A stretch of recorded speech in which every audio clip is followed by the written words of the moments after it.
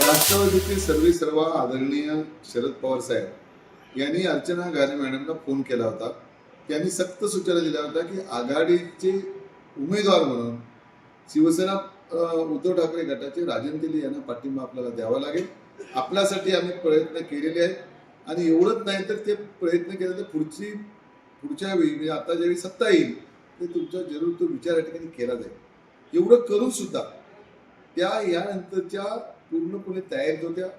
आज केसरकर आणि राणे ज्या पद्धतीने ह्या सगळ्या गोष्टीचा मागचा जर इतिहास आपण बघितला, या ठिकाणी साळगावकर असतील, त्याच्यापूर्वीचे दळवीसाहेब असतील, या सगळ्यांना त्यांनी अशा प्रकारचं मदत करतो म्हणून सांगून शेवटी त्याला फसवलेलं होतं. अर्चनाताईंचं पण तेच करणार. ह्या कोकणाला अपक्षांची भूमिका या ठिकाणी नाही. कधीच कोकणामध्ये अपक्ष म्हणजे रत्नागिरी सिंधुदुर्गमध्ये अपक्ष आमदार निवडून आला की तुम्ही सांगा.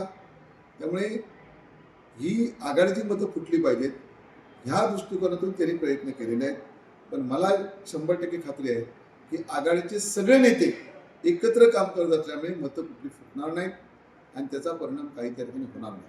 परंतु आपल्या माध्यमातून मी लोकांनाही अपील करेन की अपक्ष उमेदवाराला मतं देऊन आपली मतं फुकट घालू नका.